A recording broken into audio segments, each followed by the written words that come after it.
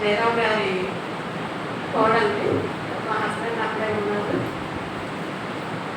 నేను ఈ సంఘానికి రాకముందు అంటే మ్యారేజ్కి ముందు లూథరన్ చర్చ్కి అటెండ్ అయ్యేవాళ్ళం. మాకు చర్చ్ బాగా జరిగేది. ఎందుకంటే అంటే మేము భక్తిగానే దగ్గరగానే ఉండేవాళ్ళం.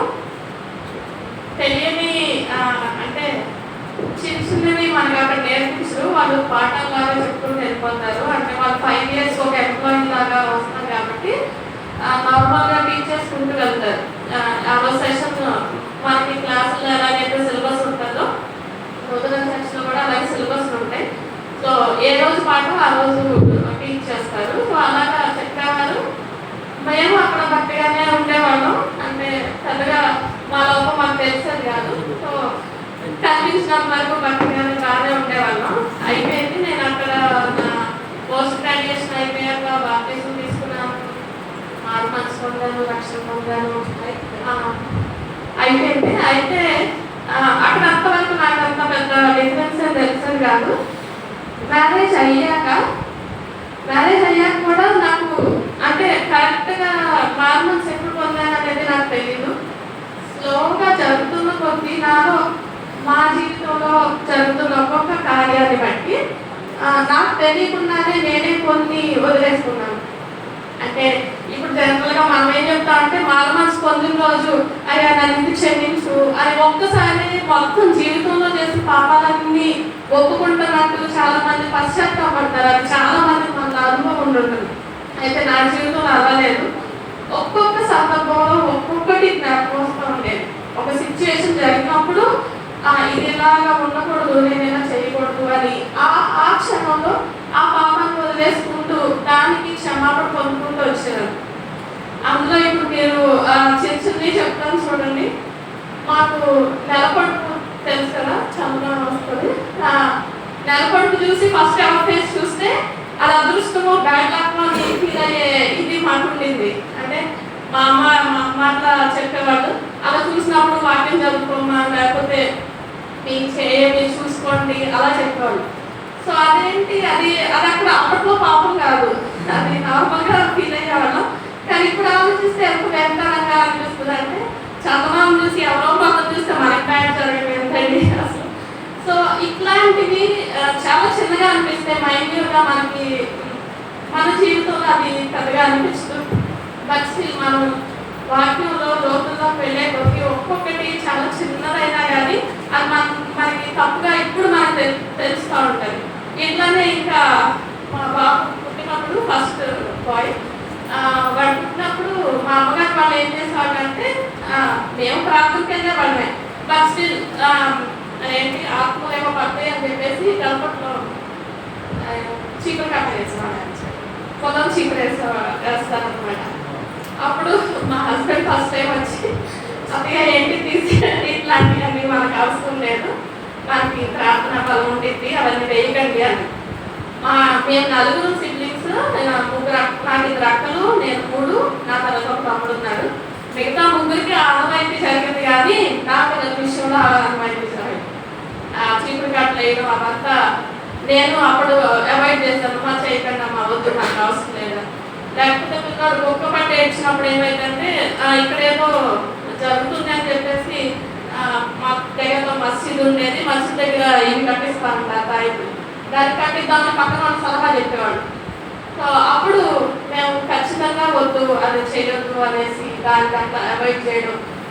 మేము చేసిన అంటే మేము చిన్నప్పటి నుండి మేము పెరిగిన వాతావరణంలో ఉండి నేను చేసినవి నా పిల్లల మీద పడకూడదని నేను కూడా నిర్ణయం తీసుకున్నాను.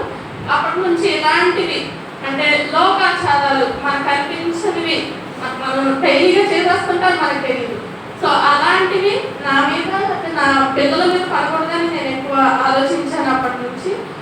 తర్వాత ఒక చిన్న ఇన్సిడెంట్, మామూలుగా మామయ్య గారు ఎక్కువ చెప్తుంటారు నీట్గా బతకాలి అనేసి.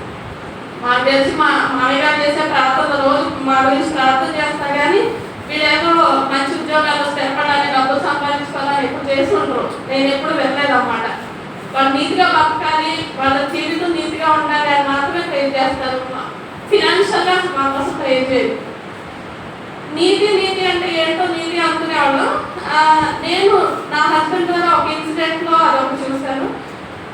ఒక టైంలో మేము చాలా ఇద్దరం జాబ్స్ లేవు విజయవాడలో ఉన్నప్పుడు కొంచెం ఒక ఇన్స్టిట్యూట్ స్టార్ట్ చేసాం, బట్ అది సరిగ్గా వెళ్ళలేదు. ఆ టైంలో ఫినాన్షియల్గా చాలా అవసరం ఉంది, రెంట్ ఏదో పే చేయాలి ఏమో అనుకుంటా.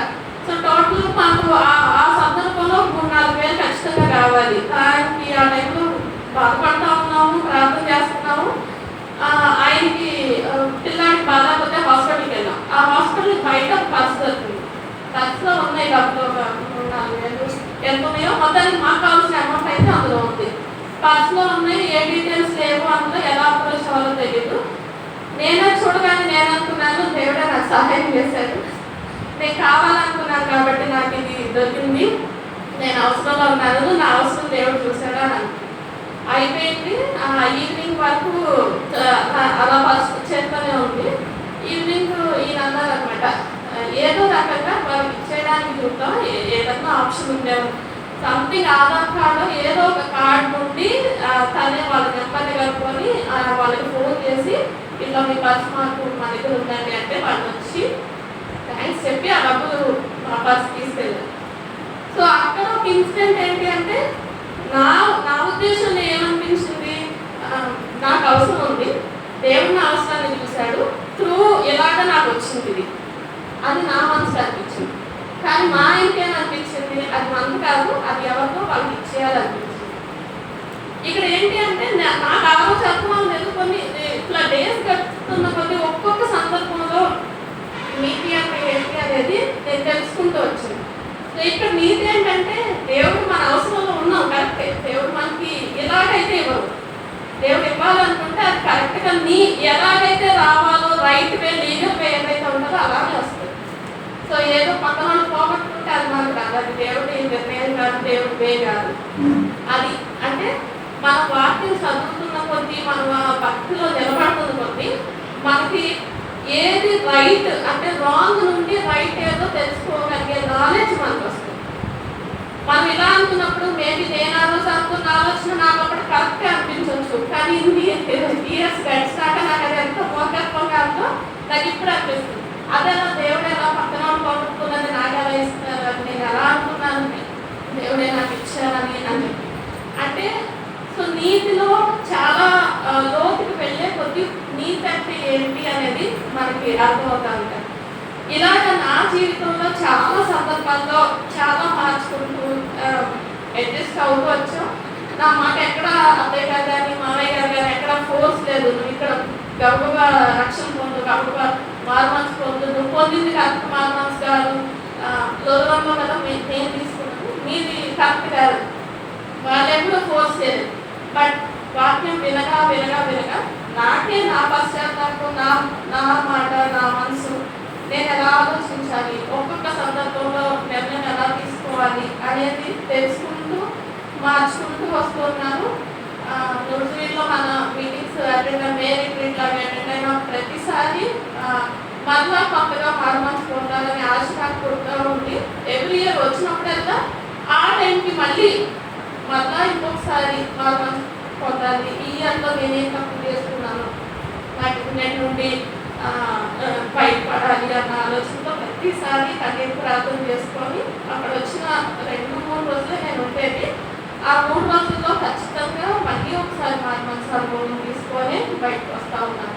సో ఇట్లాగా మా జీవితంలో అంటే ఫినాన్షియల్గా లేకపోతే ఫిజికల్ మేలు గురించి నేను చెప్పట్లేదు, కానీ ఆత్మీయంగా అయితే మేము బలపడుతూ వచ్చాం ప్రతి సందర్భంలో. ఈ ఇయర్లో కూడా నేను ఎక్స్ప్రెస్ చేయలేను, బట్ స్టిల్ ఏమన్నది దేవుడికి రుణపడిపోయి ఉన్నాం. ఈ సంవత్సరం ఎన్నో మేలు జరిగినాయి మా కుటుంబంలో. సో ఫిజికల్ మేల్స్ లేదా బయట కనిపించే మేలు గురించి నేను మాట్లాడలేదు, ఆత్మీయంగా కూడా మేము చాలా బలపడుతూ వచ్చాం. నా పిల్లలు కూడా నేను నడిచిన దారిలో లేకపోతే ఏవైతే లోకాచారాలు ఉన్నాయో వాళ్ళ మీద పని చేయకూడదని వాళ్ళకి అటువంటి అసలు నేను చెప్పలేదు అంటారు, కలపడం అంటే అలాంటి ఇట్లాంటివి అసలు నా జీవితంలో ఉన్నాయి, వాళ్ళ జీవితంలో ఉండకుండా వాటిని అన్నింటినీ గుర్తు చేశాము. వాళ్ళు ప్రేమగా ఎదగాలని మా గురించి, మా హస్బెండ్ గురించి, మా పిల్లల గురించి మీ అనుదిన ప్రాంతంలో కూడా జ్ఞాపకం చేసుకోనండి. దేవుడిచ్చిన సాక్ష్యం